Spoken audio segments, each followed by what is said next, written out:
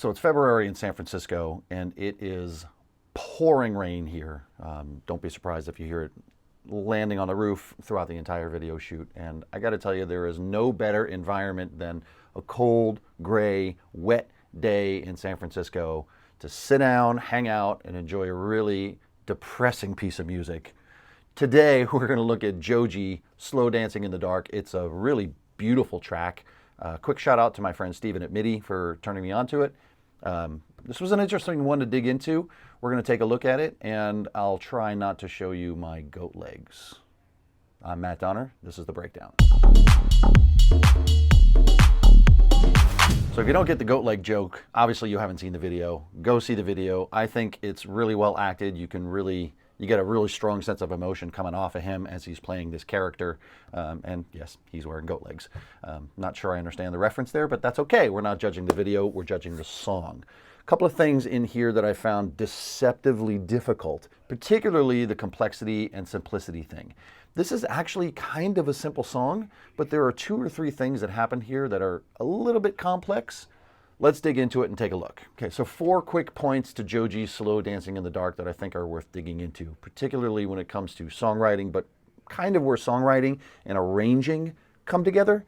Number 1, notice how simple the drums are almost entirely throughout the song. It's just this really slow, simple, rhythmic foundation that he builds on. Number 2 is the way they're dealing with arpeggios in here.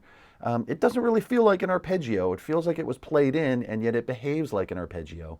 We're going to take a hot look at how you can use the Arpeggiator tool to create arpeggios that are not really arpeggiators. Number 3 is the sense of chord progression. There's a kind of a very simple 4-chord progression throughout the song. It's an even more simple 4-chord progression, and I'll show you how he uses substitution to flip out the chords at the end, and how that flipping out of chords at the end sets him up for a whole different section of music later on down the line. And then lastly, we're going to talk about not just changing of progressions, but a very creative use of dominance. You've seen me talk about dominance before. I'm hearing it more and more pop up in music, so I think it's a lesson that really everybody needs to understand.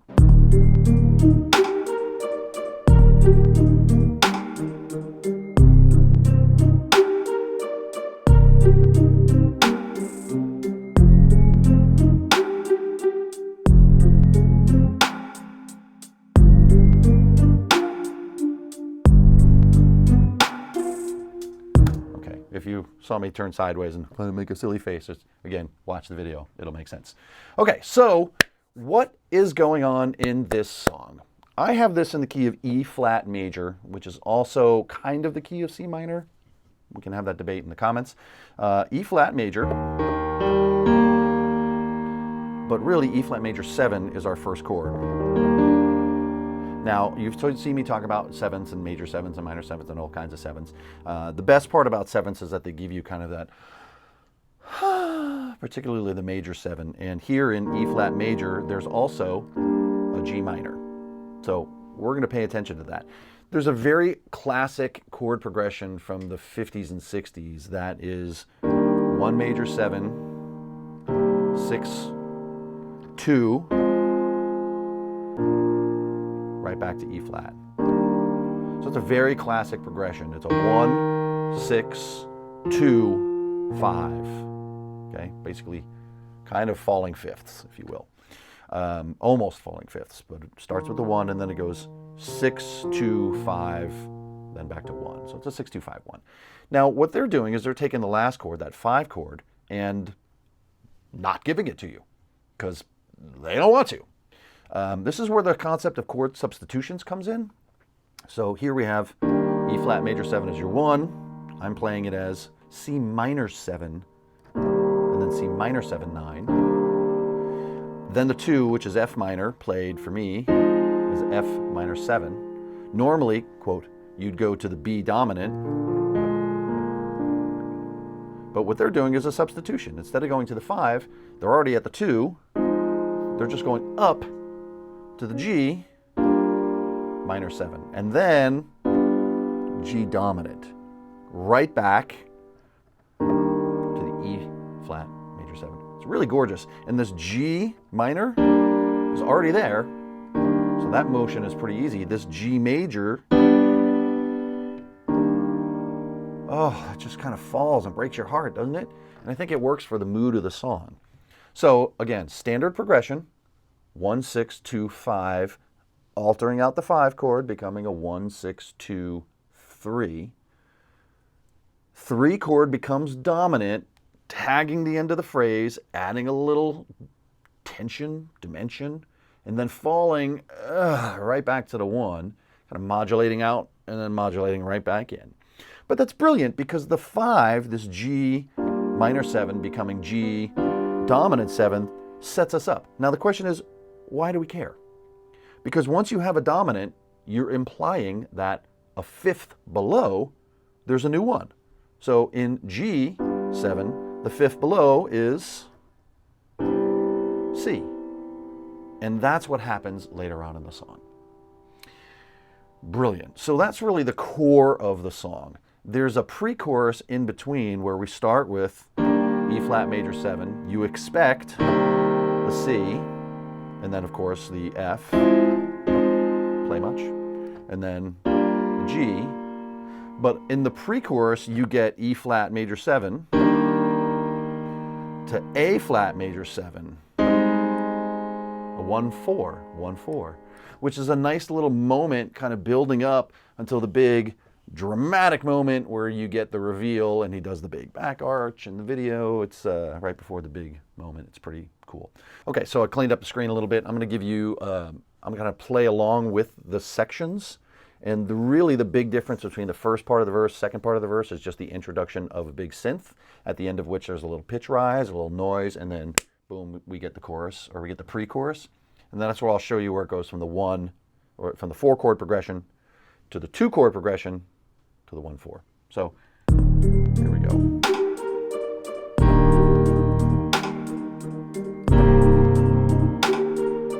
There's a C minor 7, then F minor 7. G minor 7, G dominant 7, right back. Okay, here's the next part of the verse, same thing. Again, to the F, to the G7, G minor, to the G, dominant. Here's the pre-chorus. This is where you get the 1-4.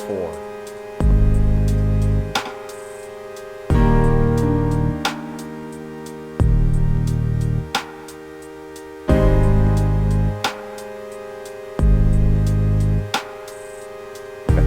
So anyway, that is how the verse falls into the pre-chorus. 4 chord progression, 4 chord progression with synth, 2 chord progression, then here, things get a little weird. This is what he's doing in this post-second verse bridge moment. Used to be the one to hold you when you fall. Yeah. I don't fuck with your tone. Okay, that's just to show you where we are in the song. So we are here.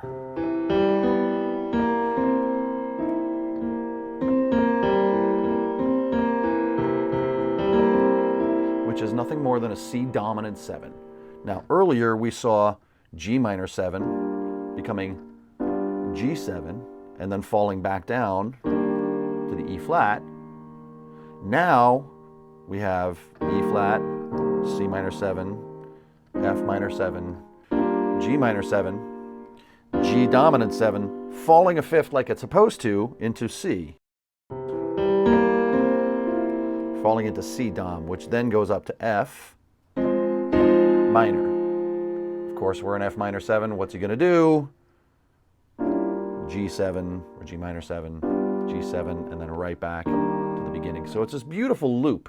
Sort of loops, loops, loops, loops, loops, makes a little left turn, The left turn comes back to a common place, this F minor 7, and then loops back in over here. So this is how dominance kind of allows you to go from one progression to a related but alternate progression, come back to a common chord, and then move forward. As a songwriter, this technique is great. And in the initial phases of your songwriting, you can come up with, hopefully, this first 4-chord progression.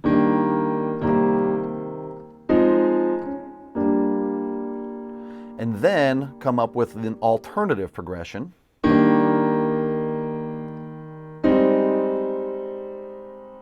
And then right back. So that's kind of A section, 4 chords. B section, 2 chords. Now, C section, related. This C Dom 7. So it's really brilliant songwriting. You come up with 3 related ideas, and then they become verse, chorus, bridge, which is a very typical traditional way of doing songwriting. This song strikes me as a song, not so much like a banger or an EDM track necessarily. So I think it's really brilliant that this one progression becomes a second and then a related third. That's how you lay out the song. And then the arrangement falls together. Very smart. One last thing in the song that's very interesting, very unique, at least was for me as I was trying to put it together, was the arpeggiation work. So I'm going back to the verse to demonstrate the, quote, arpeggio. It feels like it was played in, and it's not your sort of standard arpeggio. If you take a look at the MIDI notes here, I'll fold them up so you can see. One of the things you'll notice is that there's a certain amount of up-down symmetry, right? It goes up and comes down, and it's kind of the same fashion. But it does something unique over here, and then it goes up, and then down, and again, something unique, and then it goes up, and then starts doing different things here, and then here, and then back again. So it didn't really feel like an arpeggiator where you just sort of stick Arpeggiator on a MIDI track and then let it go. It felt like it was played. If you're not much of a player, the question is, how do I create something like this? So I made these 2 separate tracks. Let me get rid of the keyboard here. And one of these is we'll call it a MIDI catcher, or an ARP catcher, and then the other one is the actual MIDI input. So this one here has all of the sounds, it has the chain, and I threw an arpeggiator on it, so that if I were to play, now the idea is I want to capture that MIDI note, note, note, note, not here's my chord, waiting for the arpeggiator to do the work.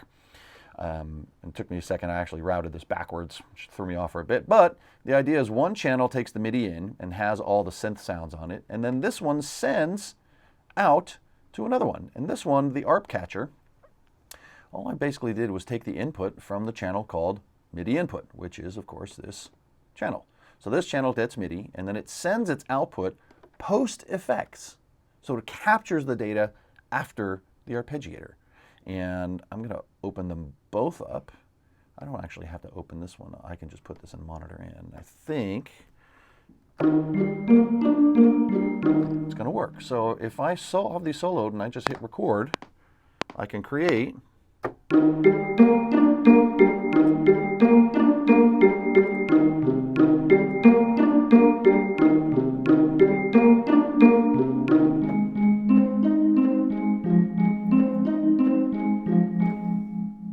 and I can take my time. I don't even have to necessarily record them in time.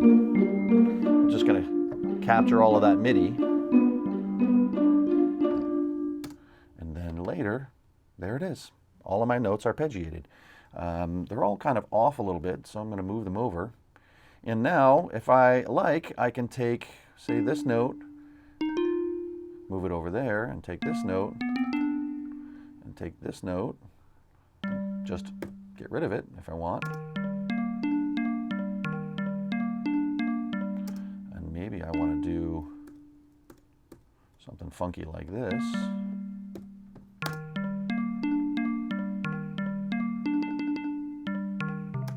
Whatever, that's the point. You can play the arpeggiated part, take your sweet old time, play the notes, capture the arpeggiation, move the notes around so that you can create something new and unique out of your inability to play.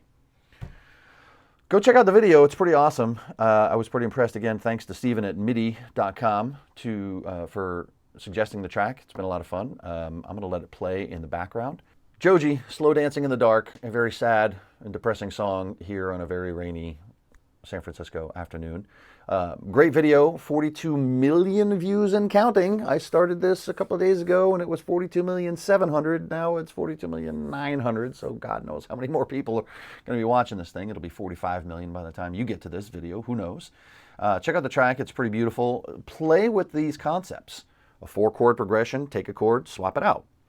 Dominance going back to a place it's not supposed to, and then dominance going to a place it's supposed to. 1 progression, 2 progression, 3 progression, lay it all out in arrangement form. Have some fun with it. Hopefully I will see you all soon. Remember, if you ever want to work with us here at Pyramind, you have lots of ways to do it. Ground Campus online, mentorship sessions. If you want to work with me, 2 ways to do it. Well, 3 ways to do it. Ground Campus, online classes, one-on-one mentorship sessions. Looking forward to hearing your comments. Tell me what you think. How'd I do? I will see you all soon.